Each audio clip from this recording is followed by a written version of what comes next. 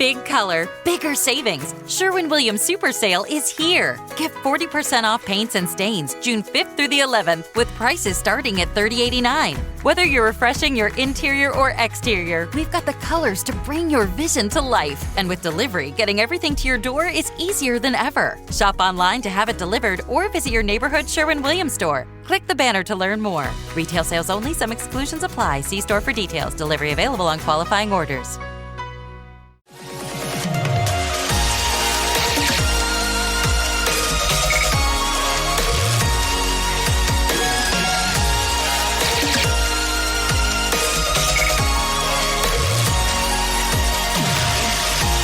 And away we go, episode 1348 of the Al Galdi podcast. It is Tuesday, June 16th, 2026. It is day one of the Washington Commanders' 3-day mandatory minicamp. All 3 days are open to the media, so a lot of Washington Commanders content on the show in the coming days, although that is always the case as we on this podcast discuss our NFL team on every episode, no matter the time of year. This also is the day after multiple notable items on the Washington Wizards. They on Monday afternoon announced that Alex Sarr on Monday, quote, underwent a successful surgical procedure to repair a fracture in his right foot, which was sustained during an off-season workout. End quote. Not good. A broken right foot for a big man in Alex Sarr, but the Wizards did add that Sarr is, quote, expected to make a full recovery, end quote, in time for the NBA's 2026-2027 regular season. Meantime, so the first round of the 2026 NBA draft, in which our Wizards have the number 1 overall pick, is next Tuesday night, June 23rd. The perceived top 2 players in the draft, of course, are A.J. DeBonce of BYU and Darren Peterson of Kansas. And we had this from ESPN NBA insider Shams Charania on Monday morning in a post on X, quote, developments ahead of the June 23-24 NBA draft. BYU's A.J. DeBonce has conducted formal visits with both the Washington Wizards, parentheses, number 1, and Utah Jazz, parentheses, number 2, while Kansas's Darren Peterson only visited the Wizards and does not plan to grant anyone else a meeting, sources tell me, and Jeremy Woo. Both have believed in going number 1, and now teams in the lottery are taking note of Peterson's decision to only give access to Washington, end quote. So A.J. DeBonce has conducted formal visits with both the Wizards and Jazz. Darren Peterson has only visited the Wizards and does not plan to grant anyone else a meeting. The most interesting part of that report is the Darren Peterson piece. Him only visiting the Wizards and not planning on granting any other team a meeting could mean that he truly believes that the Wizards are taking him at 1. Could also simply be him not enjoying the pre-draft process and wanting to do the bare minimum. Could also mean that he doesn't want to be drafted by the Jazz. Who knows? What is becoming increasingly clear is that the Wizards' decision at 1 is between DeBonce and Peterson. And that's not exactly a shocker, but from ESPN NBA draft analyst Jeremy Woo in an ESPN.com piece that came out on Monday morning, quote, the Wizards have played their cards close to the vest over the past few weeks, taking their time with the process and evaluating all 4 candidates atop the draft. Washington has narrowed its focus to DeBonce and Darren Peterson, sources tell me, and Charania. Peterson has informed the Jazz that he plans to take no further team visits, signaling that he is comfortable with his position and prefers to hear his name called at number 1 with Washington. He has made himself accessible to the Wizards, previously meeting with them in Los Angeles, and has conducted multiple on-court workouts in front of Washington's decision-makers. Peterson wants to play point guard at the next level, but the presence of Trae Young in Washington is not viewed as an impediment. DeBonce visited Washington on Thursday and Friday and headed from there to Utah on Saturday, his only 2 planned visits. For months, he has been the favorite around the NBA to hear his name called first, having led Division I in scoring, parentheses 25.5 points per game, and with his size, physicality, and ability to get downhill, DeBonce has well-documented ties to Utah after playing his senior year of high school at Utah Prep and last season at BYU, but he also prefers to be the number 1 pick. Some around the league believe DeBonce's profile best aligns with what what the Wizards have valued. Last year, they coveted Ace Bailey, another tall scoring wing. Although Debonsa plays a much different style, he would check some of the same boxes. Washington's decision will play out over the next 8 days. End quote. Good intel there from Shams Charania and Jeremy Woo. I do expect the Wizards to take A.J. Debonsa at 1. He is who I would take at 1, but if the Wizards do prefer Peterson over Debonsa, trading down a spot to 2 and getting assets from the Jazz, who presumably want Debonsa, would be good. Hello and welcome to this Tuesday installment of the Al Galdi podcast. So we right now have A.J. Debonsa versus Darren Peterson as the great debate with our Wizards. And we right now have Jake Moody versus Drew Stevens as the great kicker battle for the Commanders. Jake versus Drew, Moody versus Stevens. Who will win? Who should win? And will whoever wins the kicker competition bring an end to the years of instability for Washington at the kicker position? Next segment, discussion and analysis of Washington's kicker competition off comments from special teams coordinator Larry Izzo in a session with reporters this past Thursday. And I'll examine Washington trying running back Jacory Croskey-Merritt on kickoff returns off comments from Izzo. And also on the show, I'll talk Washington Nationals. The Nats now are at least 3 games above 500 in a regular season for the first time since finishing the 2019 regular season 93-69, a 7-3 win over the Kansas City Royals at Nationals Park on Monday evening to get to 38-35 as the Nats' shockingly good season continues. 3 games above 500 in season number 1 of a restarted rebuild. You can hit me up on X at Al Galdi. You can email me the Al Galdi podcast at yahoo.com. And in our quest for 2,000 ratings of the podcast, if you want Apple Podcasts, give the podcast a 5-star rating. On the podcast, we'll read whatever you write in writing a review of the podcast. But the review can include you saying something about sports. You don't just have to write about the podcast. Lots of feedback on whether the Washington Commanders should acquire San Francisco 49ers receiver Brandon Aiyuk, who clearly wants to be acquired by Washington, and who on Instagram on Monday had himself as being in Virginia, though we do not know if he actually was in Virginia. Email from Mike Bennett writes, Mike Galdi, I have been holding off on sending you an email regarding Aiyuk for a while now. I could not have any less interest in having him here in D.C. Is it possible to have negative interest? I have 0 interest in bringing in any more friends of Jaden. I know that we signed White already. Getting the band back together of the 2019 Arizona State 96 scoring offense doesn't do a whole lot for me. Maybe this is me acting like an old man, but how does this work with the rest of the team in the brotherhood or culture that DQ has built? What happens when JD5 is spending too much time with his best friend? Another thing I have heard others talking about, well, if he doesn't work out, we can just cut the guy. How would JD5 react to that? In addition, I also find Aiyuk's obsession with coming to Washington and with Jaden a bit creepy. If you've ever hired a friend or gotten a friend hired at your job, that usually doesn't work out well. I had one friend I got a job. We no longer speak after he did something that he shouldn't have done. Not saying that this will happen, but this definitely could happen. Then Jaden has to continue to answer questions about Aiyuk all year long. Thank you for the email, Mike. I want to be clear about this. From my perspective, Brandon Aiyuk being good friends with Jaden Daniels should have nothing to do with Washington acquiring Aiyuk in terms of why Washington would want Aiyuk. The reason for Washington to acquire Aiyuk would be that the Commanders believe that he will be a productive player for them, period. That's the reason. That he is friends with Daniels should mean nothing. Jaden Daniels does not run player personnel. It is not the job of the team to placate Daniels or any player by surrounding him with his friends. Now, there are some ways in which the Daniels-Aiyuk relationship could benefit Washington. Daniels might help in the gathering of intel on Aiyuk prior to the team acquiring him, so where he's at with his physical and mental health, what truly happened between him and the Niners, etc. B, Daniels being Washington's QB1 and Aiyuk having begged to be acquired by Washington might serve to have Aiyuk on his best behavior for Washington. So I do recognize that there are some ways in which the Daniels-Aiyuk relationship could benefit Washington, but Aiyuk being good friends with Daniels should have nothing to do with Washington acquiring Aiyuk in terms of why Washington would want Aiyuk. The reason for Washington to acquire Aiyuk would be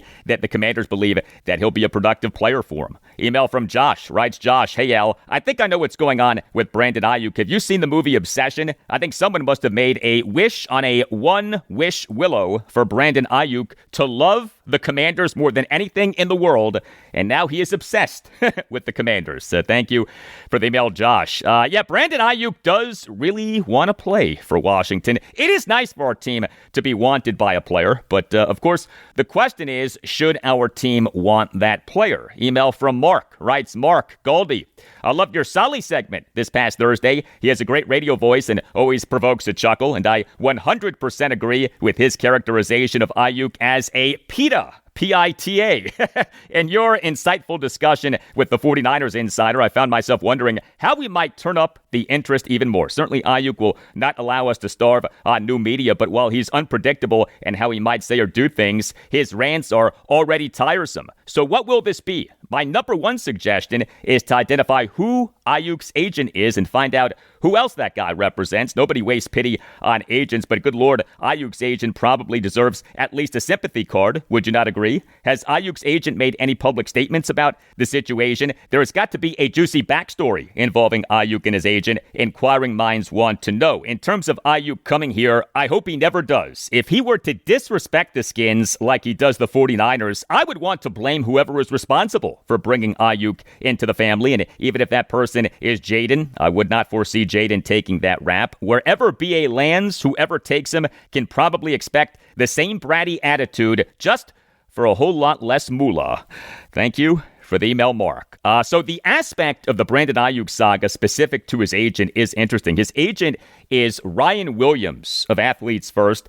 Ryan Williams has plenty of NFL clients, including Atlanta Falcons left tackle Jake Matthews. Also among Williams' clients has been Niners president of football operations / general manager John Lynch. Isn't that something that the same guy who represents Aiyuk has represented Lynch? And what also stands out is that it does not appear as if Aiyuk has been listening to Williams. Take a listen to this from NFL insider Mike Garafolo of NFL Network on the Rich Eisen Show on Disney Plus and ESPN Radio on May 19th. Filling in for Rich was NFL insider Tom Pelissero of NFL Network, but this was Garafolo on the dynamic between Brandon Aiyuk and Ryan Williams. And I also saw something out there about how someone speculated or heard that Aiyuk's agent, Ryan Williams, who negotiated what seems to be one of the better deals in NFL history at this point, that he dropped him. He has not dropped him. He still represents him. He did not abandon him. He was part of the group of people trying to tell him what was going to happen in San Francisco if he didn't show up. He did not heed that advice. But whatever information led to that report of Aiyuk's agent dropping him is not accurate. He is still his agent of record, and still sounds like would be willing to facilitate something if Aiyuk would just tell him what he wants to do right now. Yeah, so at least according to Mike Garafolo, Brandon Aiyuk has not been listening to Ryan Williams. Hey, you know who else is an agent, right? Jaden Daniels' mom, Regina Jackson. She represents Daniels. Maybe she'll represent Aiyuk. Who knows?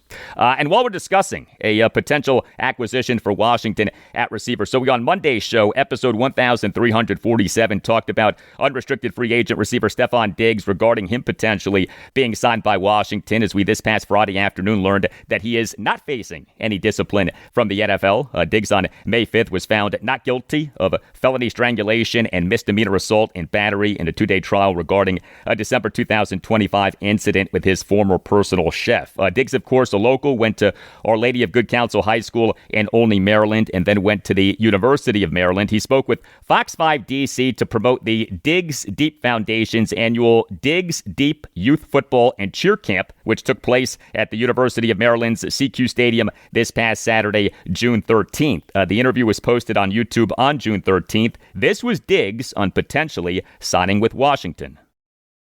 I never realized how many fans it was back home until I was a free agent, and people were like, "Are you gonna come back home?" Especially when they see me back home. I'm like this. I've been living here for my whole life. I've been living here for 10 years. Like, it was just like this. Oh, we never see you. I was like, man, y'all wasn't looking. So I mean, it's a lot of hopes. We're kind of figuring out, working through some things. You know, I did have a small piece of me like, damn, it would be great to come home and play in front of the fans I used to play in front of as a young adolescent in college, and just, kind of doing something for the city. That definitely would be a moment. Hopefully, things do work out. We'll see how it goes, but I'm kind of open right now. Well, a smart, safe, political answer by Stefon Diggs right there. As we discussed on Monday's show, there with Diggs is less upside than there is with Brandon Aiyuk, but there is more certainty. I would not dismiss Stefon Diggs being signed by Washington. We shall see. Well, this Sunday, June 21st, is both the first day of summer and is Father's Day, and each is a reason to go to quince.com/Galdi. Quince. It makes ordering clothes so easy.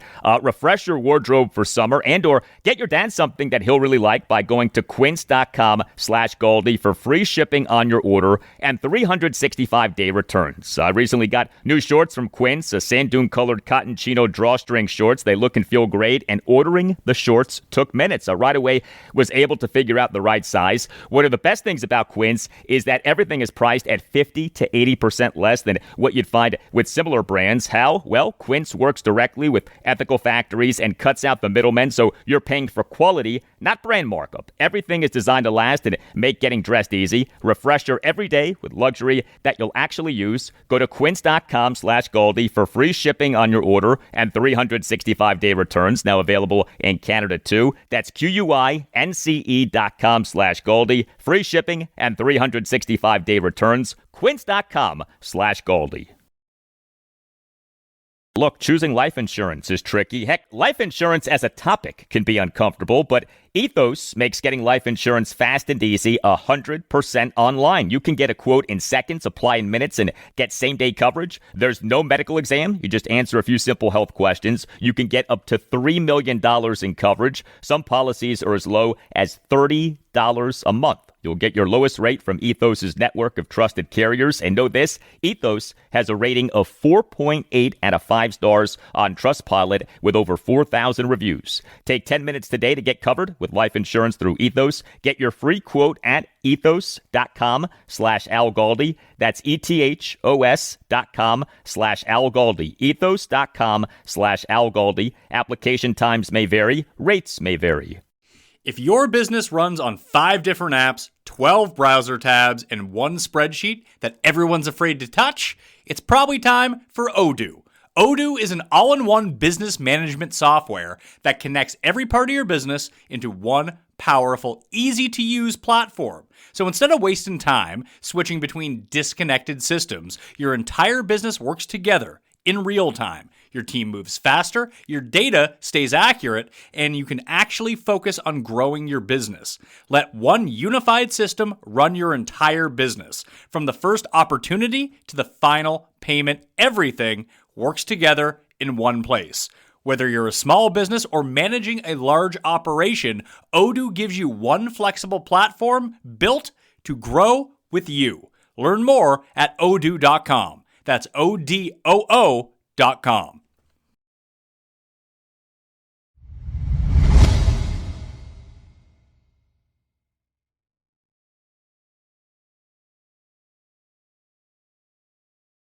Hey, please consider subscribing to the podcast if you're not already doing that. Subscribing to the podcast costs nothing. Make sure that you never miss an episode and helps out the podcast a lot. And if you're already subscribing, thank you.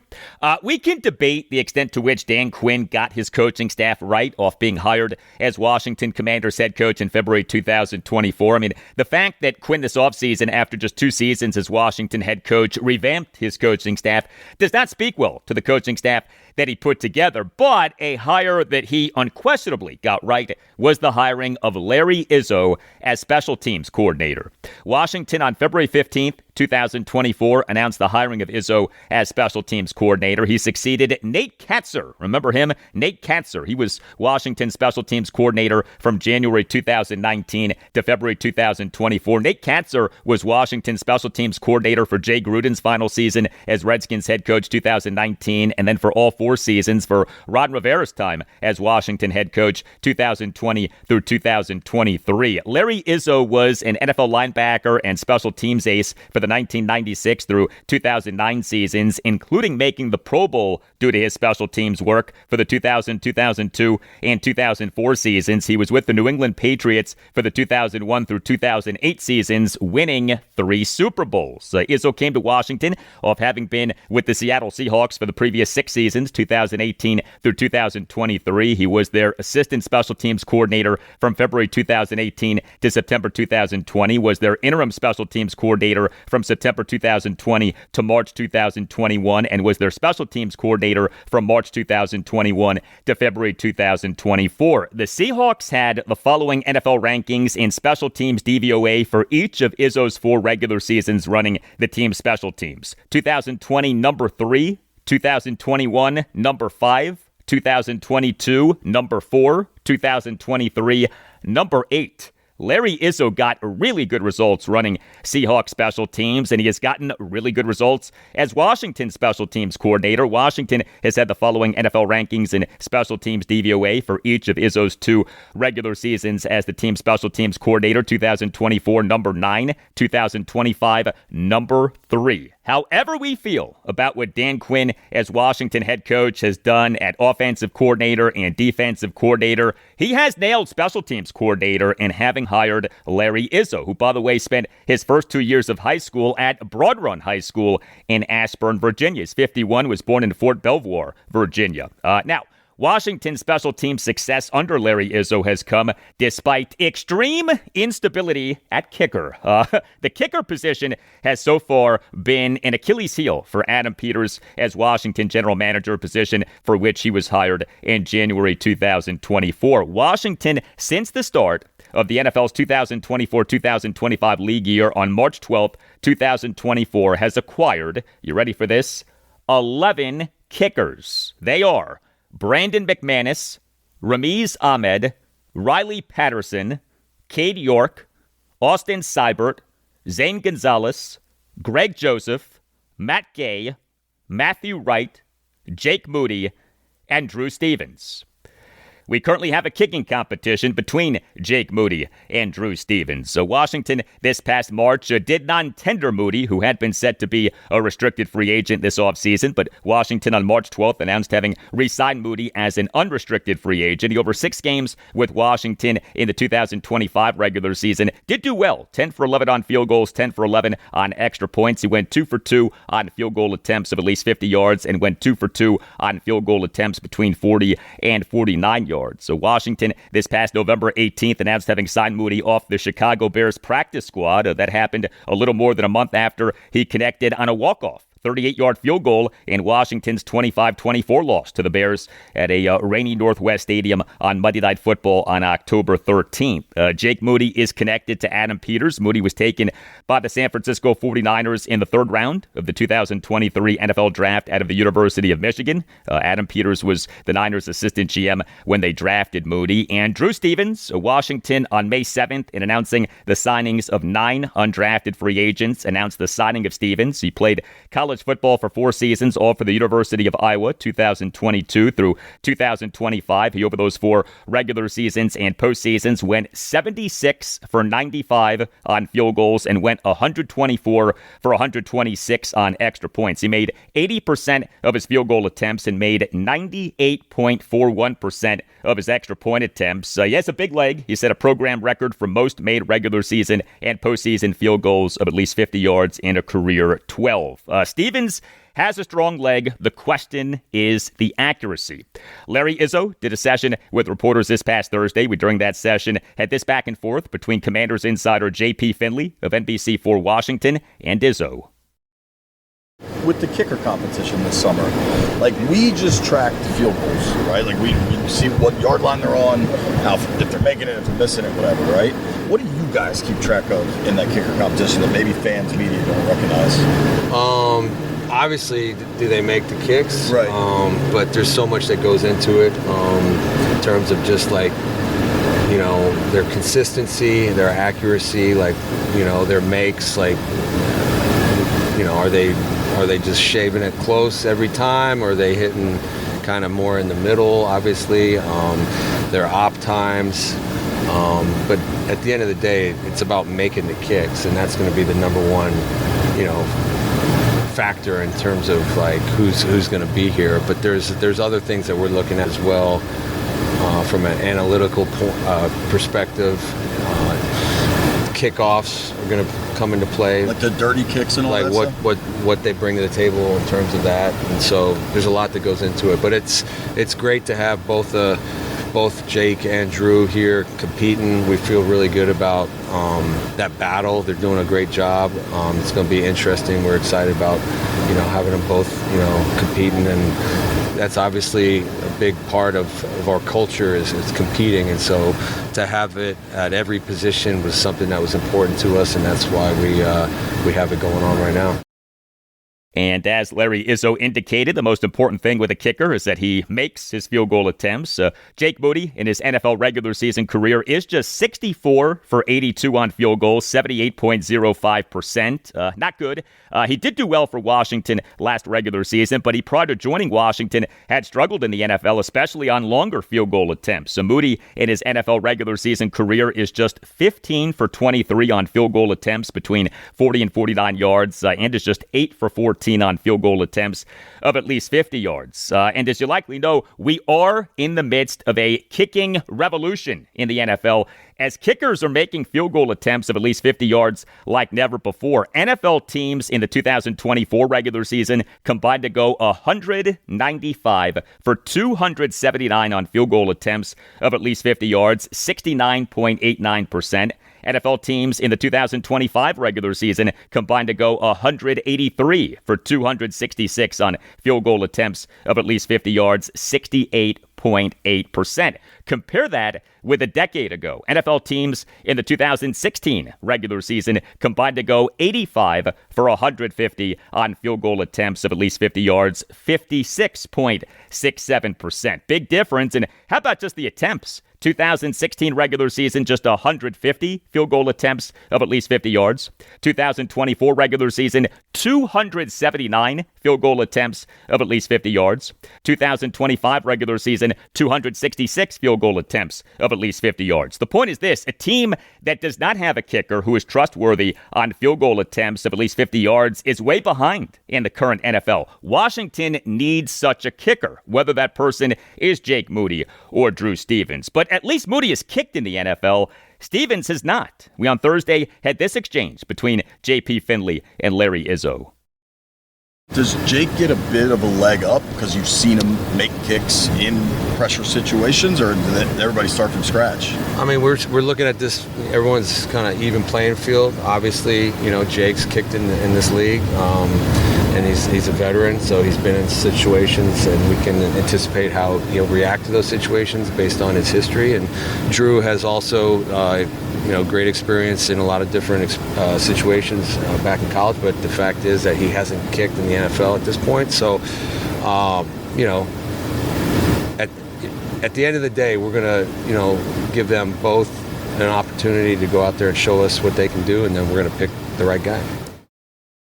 And man, do you hope that Washington does pick the right guy. The standard for a run by a Washington kicker belongs to Mark Mosley. He was the Redskins kicker for 12 and a half seasons, 1974 to the middle of the 1986 season. Chip Lohmiller was the Skins kicker for 7 seasons, 1988 through 1994. Dustin Hopkins was Washington's kicker for 6+ seasons, September 2015 to October 2021. Washington, since releasing Hopkins in October 2021, has had major instability at kicker.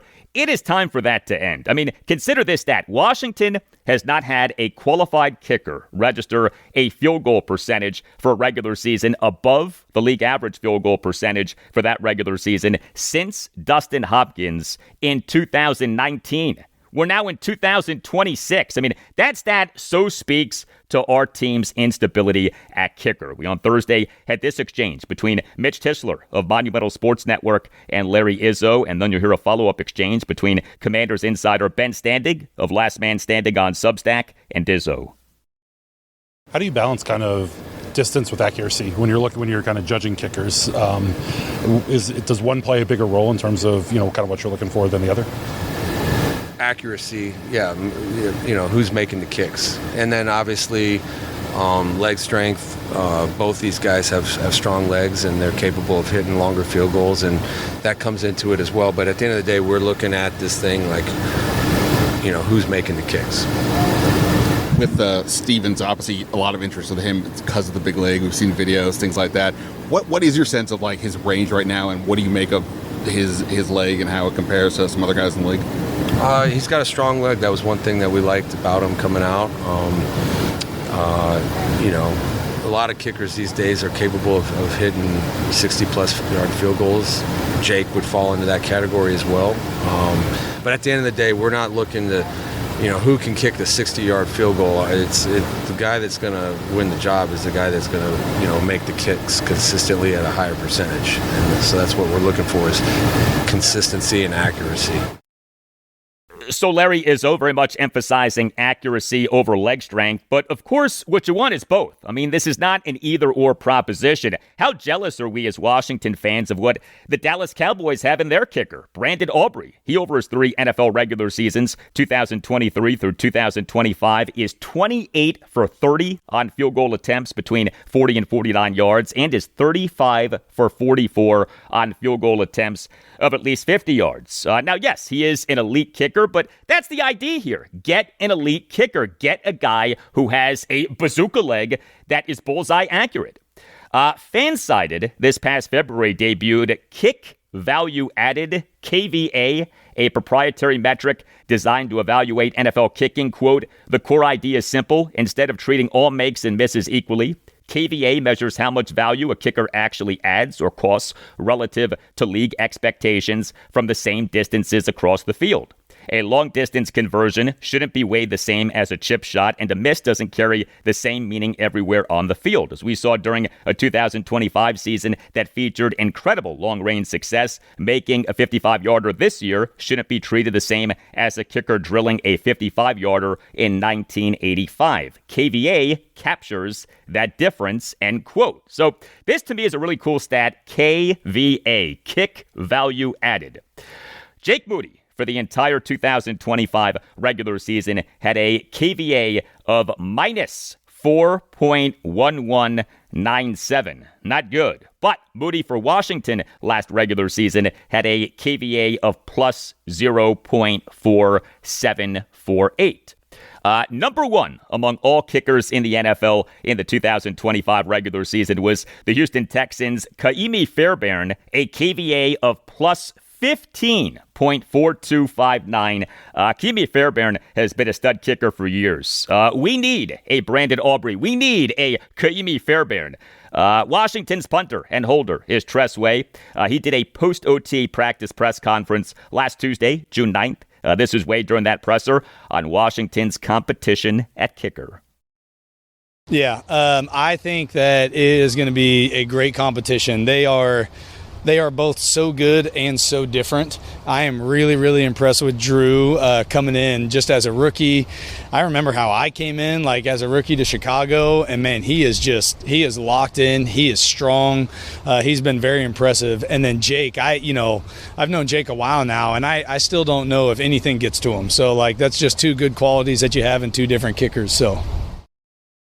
All right. Well, while we're talking Washington special teams, so Dan Quinn during a pre-OTA practice press conference on June 2nd and talking about running back Jacory Croskey-Merritt said that Croskey-Merritt needs to improve in the passing game, and that would mean as both a pass catcher and a pass protector. But Quinn also mentioned Croskey-Merritt as an option on kickoff returns. Croskey-Merritt last regular season did not have any kickoff returns. Washington's primary kickoff returners last regular season were receivers Deebo Samuel Sr. and Luke McCaffrey, and those guys did well on kickoff returns. But it was in the 2024 regular season that Washington used a key running back in Austin Eckler as the team's primary kickoff returner. We on Thursday had this exchange between Ben Standig and Larry Izzo, and then you hear a follow-up exchange between Mitch Tisler and Izzo.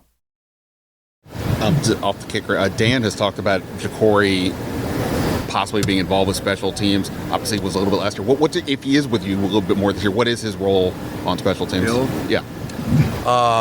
Bill is a guy that has the skill set that you're looking for as a kick returner, and so we're excited to see what he can do in that phase. When he's out there. He's in a group of like the running back position generally. can add value in the return game. And so all those guys kind of fall into that category, and he's part of that. With those kickoff rules kind of changing, how much did you learn about kind of what works and what doesn't work last season? And do you feel like there's kind of another level to the theory of kick returns, kickoffs and kick returns in terms of how you approach the rules? We're just excited about the rules changes leading to more opportunities for us to impact the game. So that's kind of how we've approached it the last 2 years. Each year they've kind of tweaked things. There's another adjustment this year with the alignment rules, and so we'll have to study how that's being put into action by seeing it, whether we're doing it or we're studying other teams that are experimenting with it. But there's always a learning curve with that play, especially when they make a new rule change, which they have this year. So there will be, in preseason, be interesting to see kind of what teams are utilizing the flexibility that's provided with the new rule in terms of the alignments and what the effect of that is. And so it's always it's something that we take a lot of pride in the fact that we're constantly studying the play and we're trying to maximize what we can do with the play. The new rule to which Larry Izzo was referring was something that the NFL announced this past March 31st. Quote, NFL clubs adopted the following rules change proposals, bylaws, and resolutions today at the annual league meeting in Phoenix, end quote. Among what was approved, a modifying of the kickoff alignment requirements for the receiving team players in the setup zone. The changes reduce the minimum number of receiving team players in the setup zone with their front foot on the setup line from 6 to 5 and increase the number of receiving team players in the setup zone without their front foot on the setup line from 3 to 4, but also stipulate that there are never more than 2 players in each of the 3 areas within the setup zone bordered by the sidelines and inbounds lines. You got all of that. Super technical stuff, but that's the kind of stuff in which a guy like Larry Izzo needs to be well-versed. It is notable, though, that Washington is viewing Jacory Croskey-Merritt as an option on kickoff returns, given how good Luke McCaffrey was on kickoff returns last season. Luke McCaffrey, for the 2025 regular season, was number 3 out of 31 qualified players in the NFL per Pro Football Reference, and yards per kickoff return, 29.6. So he, to me, should be the team's number 1 kickoff returner for this coming regular season. Receiver Jalen Lane, he for the 2025 regular season was number 5 out of 16 qualified players in the NFL per Pro Football Reference, and yards per punt return 13.7. Washington would seem to be set at kickoff returner with McCaffrey and would seem to be set at punt returner with Lane, but you could always use depth, and each guy is coming off a season-ending injury. McCaffrey suffered a broken collarbone on his game-opening 19-yard kickoff return in the 38-14 loss to the Seattle Seahawks at Northwest Stadium on Sunday Night Football last November 2nd, and Lane suffered an ankle injury in the 29-18 loss to the Philadelphia Eagles at Northwest Stadium last December 20th. All right, catering by Uptown. Whatever big event that you're planning, a wedding, a party, whatever, consider using a great sponsor of this podcast, Catering by Uptown. Visit cateringbyuptown.com and make sure that you mention that Al Galdi sent you. Catering by Uptown is outstanding. It is a family business. It is run by the Pereiras, who are great Washington Commanders fans. Catering by Uptown is committed to meeting your every need with elegance and precision. Catering by Uptown takes care of every detail so that you can enjoy your event. And Catering by Uptown's specialty is weddings. Get excellent service at an affordable price. In fact, if you visit cateringbyuptown.com and click on venues, you can check out Catering by Uptown's premier wedding venues. Visit cateringbyuptown.com and make sure that you mention that Al Galdi sent you. That's cateringbyuptown.com and make sure that you mention that Al Galdi sent you. Quick question for parents. When was your child's last eye exam? Myopia, or nearsightedness, is becoming more common in kids, and it's not just about needing stronger glasses. If myopia continues to progress untreated, it may increase the risk of more serious vision complications later in life. The good news? An eye doctor can help identify myopia early and recommend options designed to help manage it over time. One of those options is Essilor Stellest lenses. Stellest lenses are designed specifically for children and are part of an approach to myopia management that corrects their vision while supporting eye health as their eyes continue to grow. They look like regular eyeglasses, but they're purpose-built for young wearers. Every child's vision is different, which is why starting with a professional eye exam matters. If you have concerns or even just questions, your eye doctor can guide you through what solution is best for your child. Clear vision today can help support your child's future, and it all starts with an eye exam. Visit Essilor.com to learn more about Stellest lenses and to find an Essilor expert eye care professional near you. That's ESSILOR.com. Look, choosing life insurance is tricky. Heck, life insurance as a topic can be uncomfortable, but Ethos makes getting life insurance fast and easy 100% online. You can get a quote in seconds, apply in minutes, and get same-day coverage. There's no medical exam. You just answer a few simple health questions. You can get up to $3 million in coverage. Some policies are as low as $30 a month. You'll get your lowest rate from Ethos' network of trusted carriers. And know this, Ethos has a rating of 4.8 out of 5 stars on Trustpilot with over 4,000 reviews. Take 10 minutes today to get covered with life insurance through Ethos. Get your free quote at ethos.com/Al Galdi. That's ethos.com/Al Galdi. Ethos.com/Al Galdi. Application times may vary. Rates may vary. If your business runs on 5 different apps, 12 browser tabs, and one spreadsheet that everyone's afraid to touch, it's probably time for Odoo.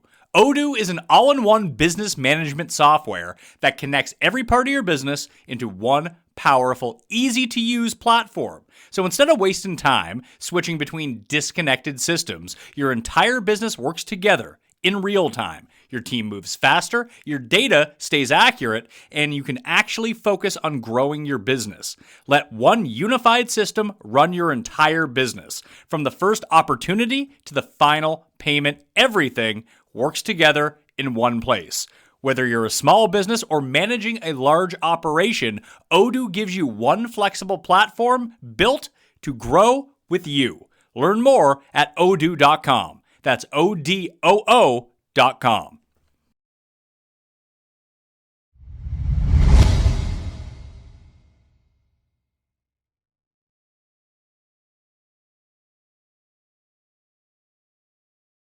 This past Sunday was June 14th, 2026, the one-year anniversary of what was to me the worst thing that Davey Martinez ever said as Washington Nationals manager. He, on June 14th, 2025, during a post-game press conference, said, quote, "It's never on coaching.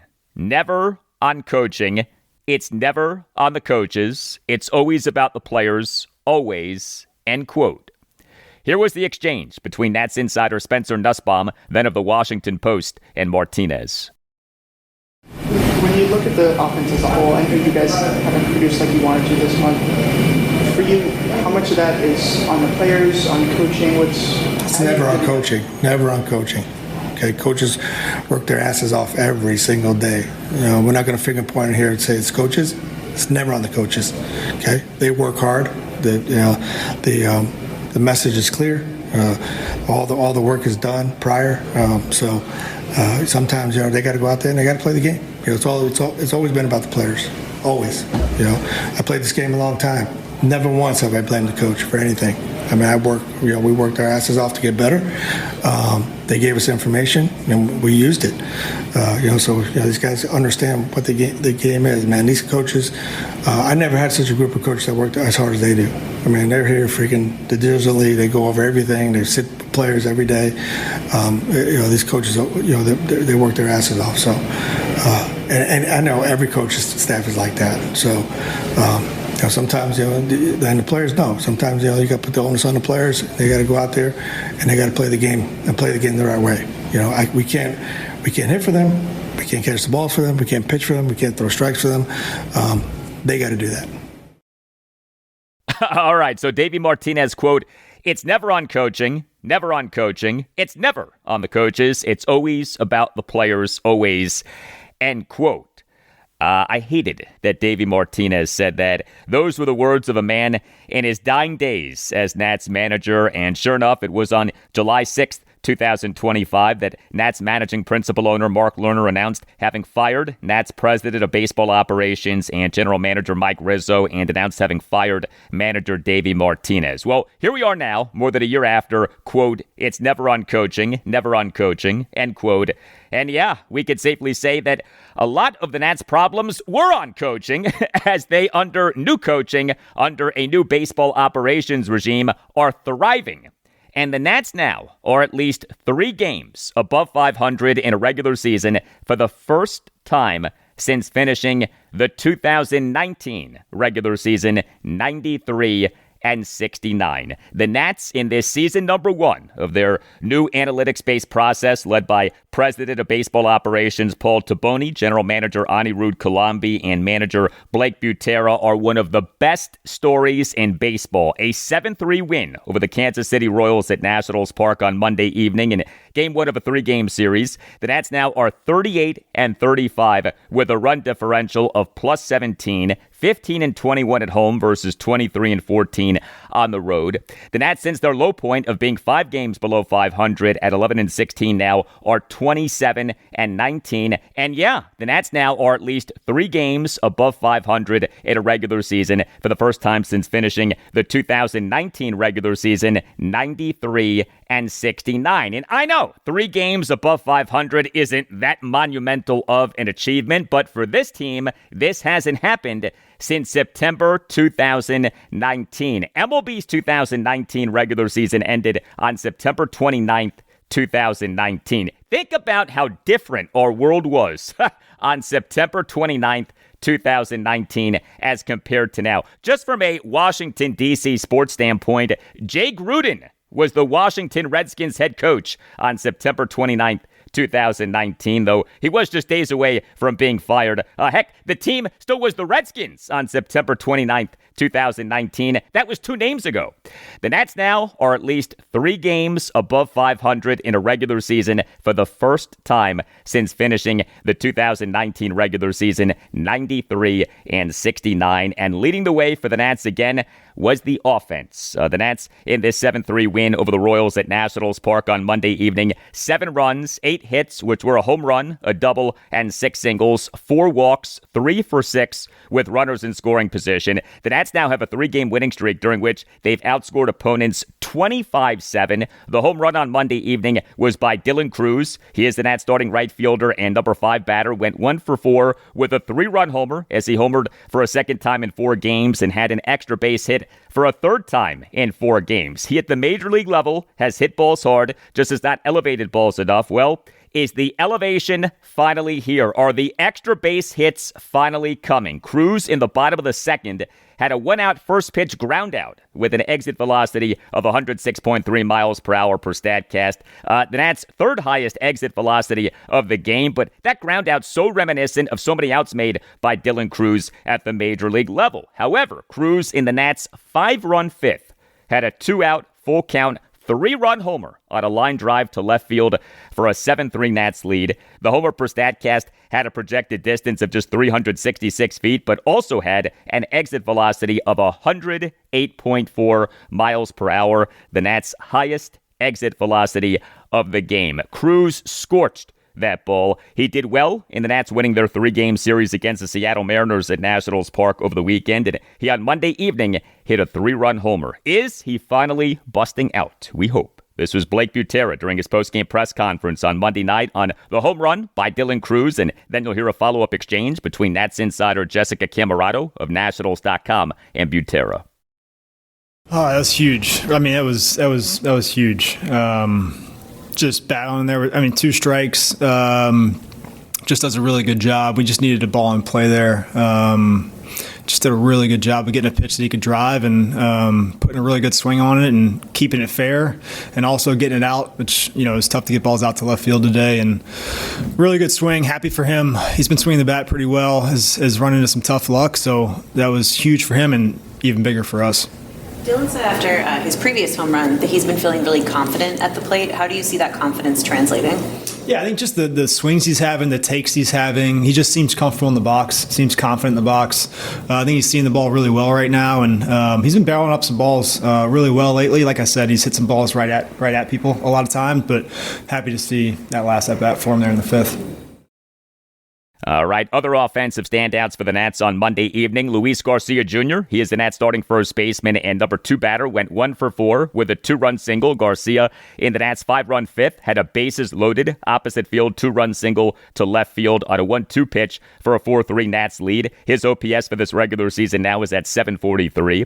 Curtis Mead, he is the Nats starting third baseman and number 3 batter, went 1 for 4 with a 2-run single. Mead in the Nats 2-run third had a 2-out 2-run single to center field for a 2-0 Nats lead. His OPS for this regular season now is at 803. James Wood, he is the Nats starting DH and number 1 batter, went 1 for 3 with a double and a walk. His OPS for this regular season now is at 975. And while we're talking James Wood, so MLB on Monday afternoon released the first round of fan voting for this year's All-Star Game, which will take place at the Philadelphia Phillies Citizens Bank Park on July 14th. 2 Nats players appeared in the voting results that MLB released. C.J. Abrams, number 1 among all National League shortstops, but outfielder James Wood just number 7 among all National League outfielders. So both guys absolutely are deserving of being All-Stars this season, but odd that Abrams is doing so well in the voting while Wood is getting disappointing results in the voting. You think that the same people voting for Abrams would be voting for Wood.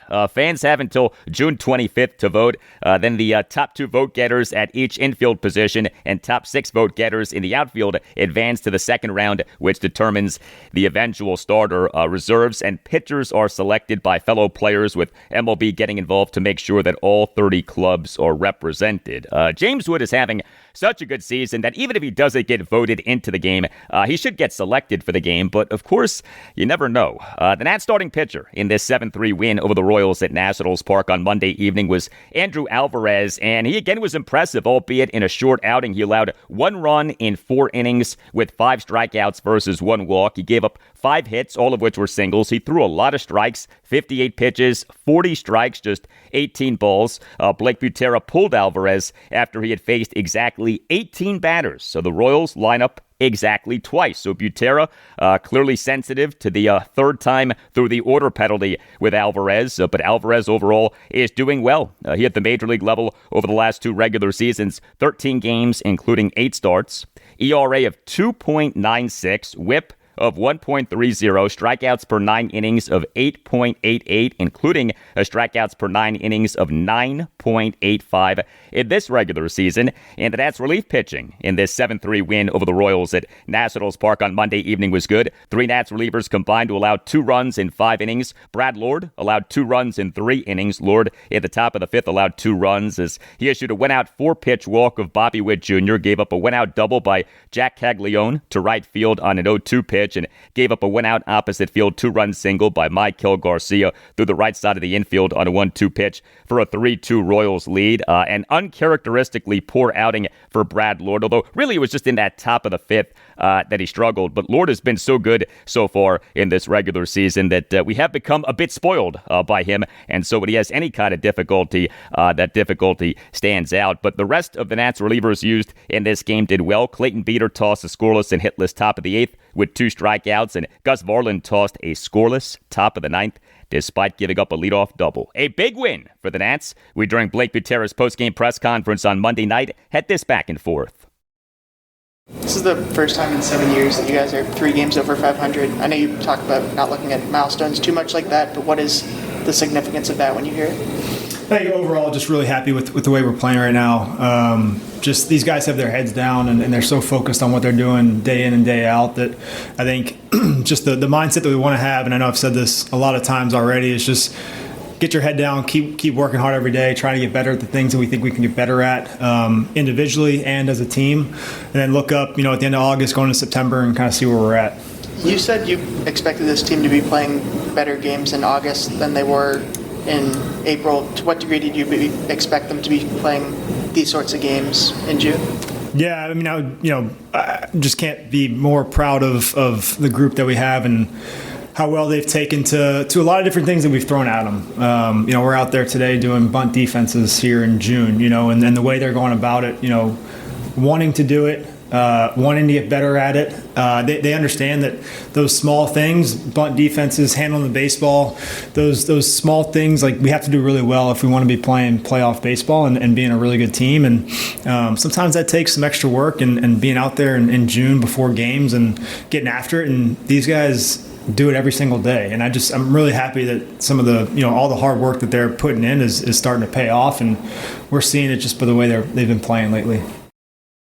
Yes, we are. The Nats now are 7-3 over their last 10 games. The Nats over the 7 wins have totaled 55 runs. Elite offense. Game 2 for the Nats against the Royals at Nationals Park, Tuesday evening at 6:45. The Nats have listed Foster Griffin as their probable starting pitcher for the game.